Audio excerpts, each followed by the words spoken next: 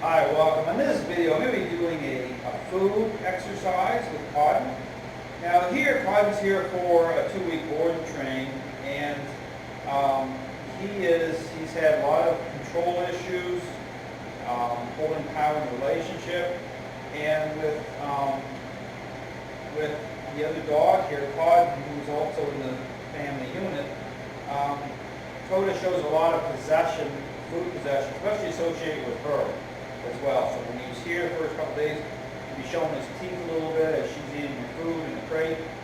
But here what I'm doing is I'm going to take this exercise, I'm going to bring it out into the open here, okay? So here the goal of this exercise is for me to start to associate the food, okay, which is out here right now in the training area, it's in the dish here, to me, okay, it's in the framework of leadership and with him being a follower, okay? So now, how you set that up is to speak the language of setting that up, through the method itself, okay? It's a relational method.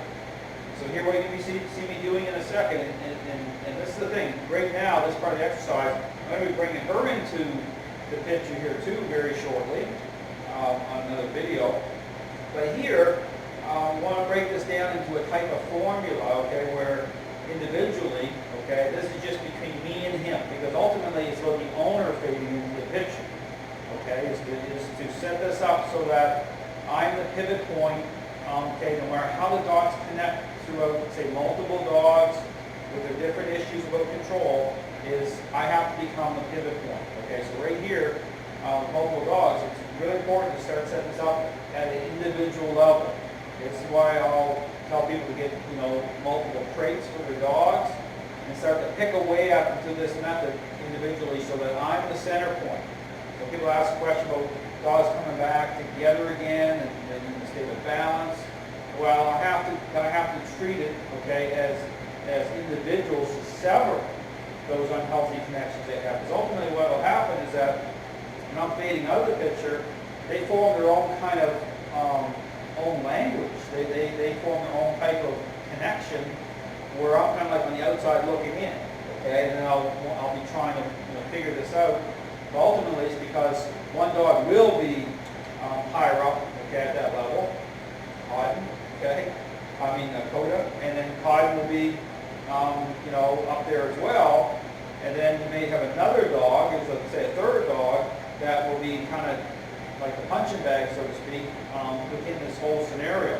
So, but again, to fix all of it is about me being the pivot point. Now, they'll still have a type of hierarchy, but what is happening is I'm reshuffling the deck with this method. Is I'm at the top now, Coda's next, Cotton, and then the dog.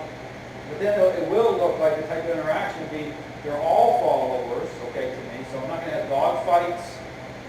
Issues with food, because I own it all. Okay, I'm speaking the right language. So that's really important to understand as we do this, is how this sets up change relationally, so that if I have multiple dogs in the picture, I'm faded in, okay, in a big way, so I have total control over what's going on. Okay, so they're going to be eating food, interacting in a follower state, which is a happy place for them, and they aren't going to be putting out these trying to gain control and be fighting with each other or trying to dominate each other that way. So here what I'm going to be doing here is part of this exercise. I'm going to be walking in a circle. Okay. Now here you can do it straight lines, just walk. It doesn't matter.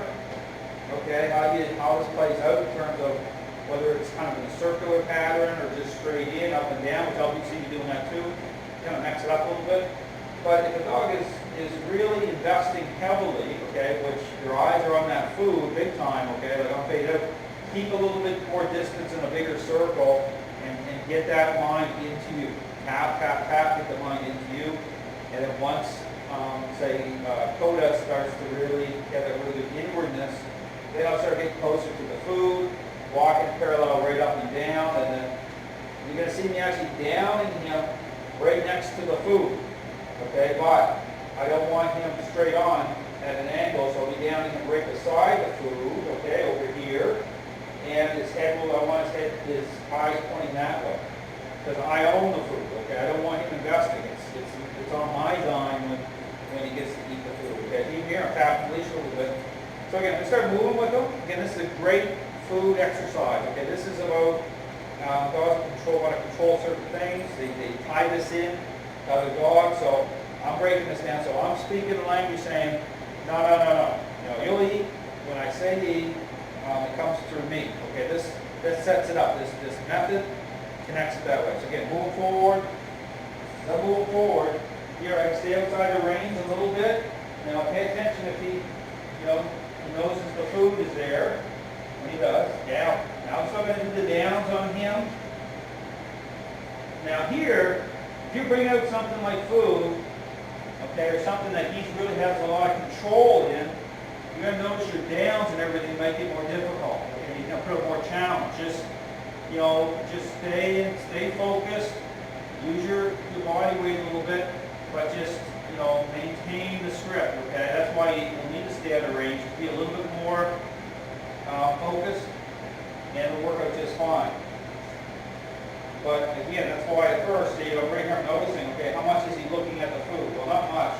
I got really good inwardness with him because I've been laying the groundwork all this because these days have gone by. So when I come out here and say with food, I already know it's probably going to exercise, probably going to go pretty good, okay? So there's nothing kind of hidden or foreign to me. Now I'm going to get closer here pretty quick. Get closer. Now, you can always tell when the dog has a lot of control over something because when you get closer to whatever that thing is, their body will get more stiff, they'll get more resistant to the method because that causes their mind to push in harder, okay? So you notice that happening, just kind of keep on the edges of it a little bit. And once they start to get more accepting, then move it. I'm going to move right close to this. See, now look at that. Nose it's here, down. See this? So this is really good.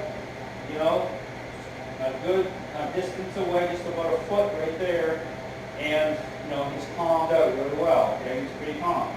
This sets it up. This fades me in first, so I may leave him there for a second or two, you know, just to make sure. So I'm communicating on him. He knows it's there. And it's funny too. You see dogs that have a lot of control. It's almost funny. You see them turn their head like they don't even want to deal with it, right? I don't even want to be because they don't want to be. They don't want me here that way. They want to control it, right? So just notice too the reaction of a dog if they're like really turning away big time. Because they'd rather not deal with that, okay? They want to be in control. They don't want to be brought in. So you just keep waiting, just keep working the method.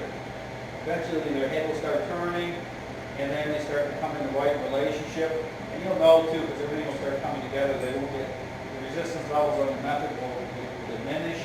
They'll just get very relaxed, okay? And then you start to, right now I got a muzzle on him, just because, again, knowing that dog, you know, dog has a lot of control issues.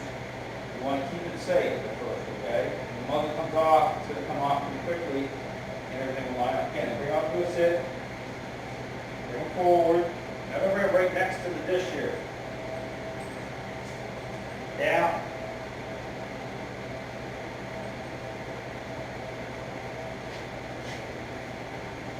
There we go. Now he's right within like 2 inches from the dish, okay? Again, I still want him at an angle. I don't want him front on, because the dog's front on, right, they see it, their mind can really go up into a high state.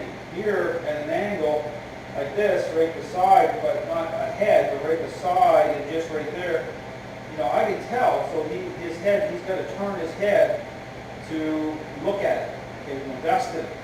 Then I can tap him a little bit. Out of that, I get a better picture, right? And what I'm saying is, no, I own that.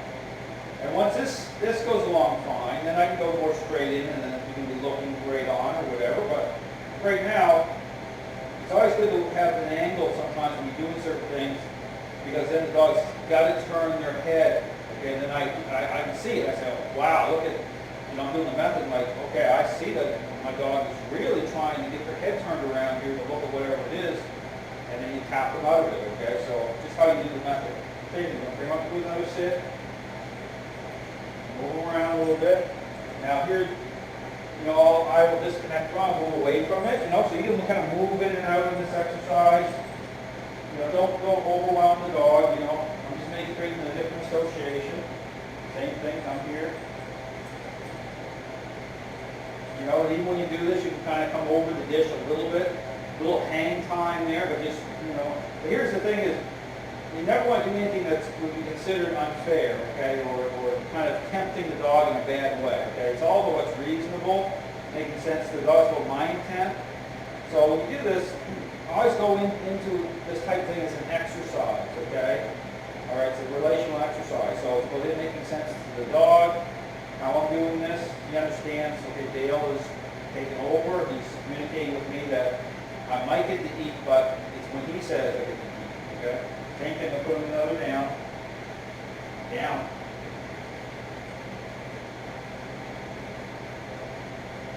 They push pull way down there. You can push and pull a little bit. A little stretch out of the mind.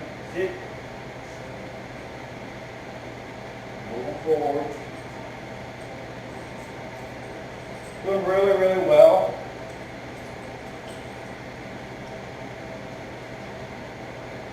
Good. Good. Now, here, this is just an exercise. It's not about him getting to eat right at the moment I'm doing this exercise, okay? So, you want to be careful of that too, because if the dog has a lot of control, that'll tie into bad motives. Okay, what'll happen is sometimes you don't want him to eat. Okay, I want to take total control. Do the exercise, I move away from it, because here's the thing that can happen.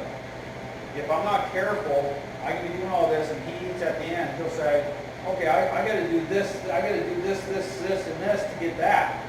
Okay, that's not a healthy type of interaction method, because he's still thinking that he can gain control of it if he does certain things. This is why a lot of times you don't want him to get that at the end of the exercise. Okay, you want to do, in fact, when you first start this, you want to do a lot of it is he doesn't get the food. Okay, then he's like, okay, well, I'm not in control of it. I didn't get what I wanted through it, because again, just think about the issues about control. Okay, so you want to make sure these exercises follow the right script, okay? Don't tie things into it that way, because then what can happen is dogs' motives are still rotten, okay? They'll do the things that will, for you to find change. You'll say, wow, this is great. He's accepting all my stuff I'm doing all the way around the food dish, and it's not changes in happening at the level that you expect, okay? So sometimes you totally don't want the dog just to get whatever it is as a prize, so to speak, for doing whatever they have to do. Because again, this is kind of tricky stuff sometimes. You have to understand how the motives line up, how the dog's mind works that way. So oftentimes don't allow that to happen. It's still about you taking full control, okay? So anyway, thanks for watching. Have a great day.